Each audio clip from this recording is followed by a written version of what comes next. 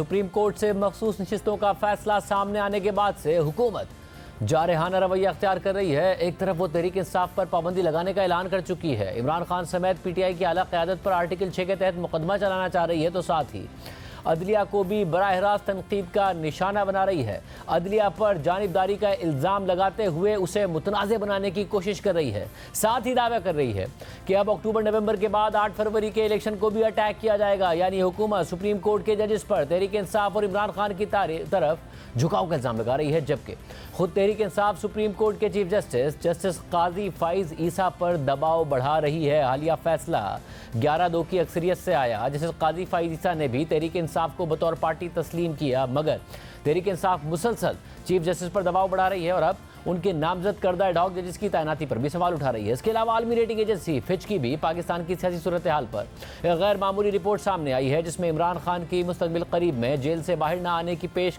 गोई के साथ साथ ये दावा भी किया गया है कि मौजूदा हुकूमत सिर्फ 18 महीने तक ही बरकरार रहेगी।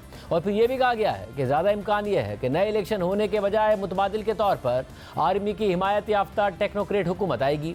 इन तमाम मामलात पर बात करेंगे, मगर पहले बात करेंगे तहरीक इंसाफ पर पाबंदी से मुताल्लिक तनाज़े पर, जिस पर अमरीकी महकमा खारजा के तर्जुमान मैथ्यू मिलर ने भी तशवीश का इजहार किया है। इसके अलावा आज तहरीक इंसाफ और सुन्नी इत्तेहाद काउंसिल के मुश्तरका पार्लिमानी पार्टी इजलास के बाद मीडिया से गुफ्तगू करते हुए तहरीक इंसाफ के चेयरमैन बैरिस्टर गौहर खान ने कहा कि तहरीक इंसाफ पर पाबंदी हुकूमत के खात्मे का काउंटडाउन होगा, जबकि उमर अयूब ने कहा कि किसी का बाप भी पीटीआई को बैन नहीं कर सकता।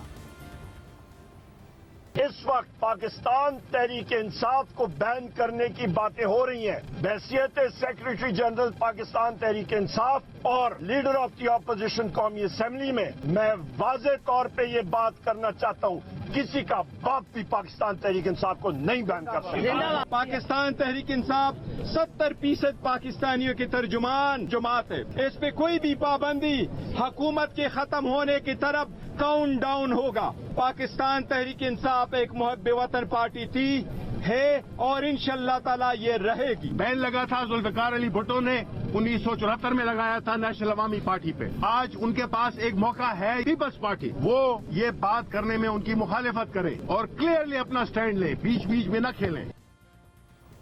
नून लीग की वफाकी हुकूमत को तहरीक इंसाफ पर पाबंदी लगाने के ऐलान पर न सिर्फ तहरीक इंसाफ की शदीद तनकीद का सामना है, बल्कि इत्तेहादी भी इस फैसले की मुखालफत कर रहे हैं, जिसके बाद नून लीग की पोजीशन में भी कुछ तब्दीली नजर आ रही है। पीपल्स पार्टी की आला क़यादत यानी सदर आसिफ अली जरदारी और बिलावल भुट्टो जरदारी का तो इस हवाले से मौक़िफ़ सामने नहीं आया, लेकिन पीपल्स पार्टी के रहनुमा तहरीक इंसाफ पर पाबंदी की मुखालफत कर रहे हैं और साथ ही कह रहे हैं कि पीपल्स पार्टी से इस मामले पर मुशावरत ही नहीं की गई। हालांकि पीर को वफाकी वज़ीर इत्तलात आज़ाद तारड़ ने तहरीक इंसाफ पर पाबंदी लगाने के ऐलान के बाद हमारे प्रोग्राम में कहा था कि पीपल्स पार्टी समेत इत्तेहादी इस मामले पर ऑन बोर्ड है, मगर फिर खुद नून लीग के सीनियर रहनुमा नायब वज़ीर आज़म और वज़ीर ख़ारजा इसहाक़ डार ने वाज़ेह किया कि तहरीक इंसाफ पर पाबंदी का हतमी फैसला अभी नहीं हुआ है। इत्तेहादियों से मुशावरत के बाद आइन और कानून के मुताबिक फैसला होगा। सिर्फ यही नहीं, आज जियो न्यूज़ के प्रोग्राम जियो पाकिस्तान में बात करते हुए नून लीग के सीनियर रहनुमा और वज़ीर आज़म के सियासी मुशीर राना सनाउल्लाह ने भी कहा कि हुकूमत ने पीटीआई पर पाबंदी का भी इरादा जाहिर किया है। गवर्नमेंट जिनके पास इंफॉर्मेशन होती है मुख्तलिफ अदारों की, एजेंसीज़ की, कि जी फ़लाँ पार्टी या फ़लाँ ग्रुप ऑफ पर्सन जो है वो ये काम कर रहे हैं या वो मुल्क के मफादात के ख़िलाफ़ कोई मुलव्वस हैं किसी एक्टिविटी में, तो वो इंफॉर्मेशन जो है वो कैबिनेट के सामने रखी जानी चाहिए। कैबिनेट जो है वो आफ्टर डिस्कशन अप्रूव करे तो फिर वो डिक्लेरेशन जो है वो दी जाएगी और सुप्रीम कोर्ट में जो है उसको सबमिट किया जाएगा। अभी जो है वो सिंपल गवर्नमेंट ने अपनी टेंशन का इजहार किया है। नून लीग ने मखसूस नशिस्तों के फैसले पर नजरसानी की दरख्वास्त दायर की हुई है, जिस पर ज़राए के मुताबिक आज सुप्रीम कोर्ट के रजिस्ट्रार ऑफिस ने नंबर अलॉट कर दिया है। इसके अलावा आज इलेक्शन कमीशन का भी सुप्रीम कोर्ट के फैसले पर अमल दरामद से मुतालिक इजलास हुआ है, जहां ज़राए के मुताबिक सेक्रेटरी इलेक्शन कमीशन और लीगल विंग के हुक्काम ने इलेक्शन कमीशन को ब्रीफिंग दी और सुप्रीम कोर्ट के फैसले की रोशनी में अमल दरामद के पहलुओं पर गौर किया गया।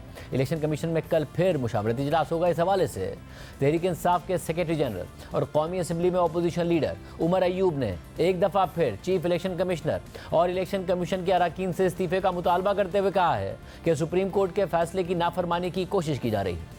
मखसूस नशस्तें, इंशाल्लाह ताला वो फैसला होगा। और जितने ये पागल हुए हैं कि ये सुप्रीम कोर्ट के फैसले की नाफरमानी करेंगे, कंटेम्प्ट ऑफ कोर्ट करेंगे, इनके पले है क्या? Chief election commissioner Sikandar Sultan Raja और उसके चारों कमिश्नर जो हैं उनको फिल फॉर मुस्ताफी होना चाहिए और उनके खिलाफ आर्टिकल 6 लगना चाहिए, क्योंकि उन्होंने आइन और कानून की खिलाफ वर्जी की है।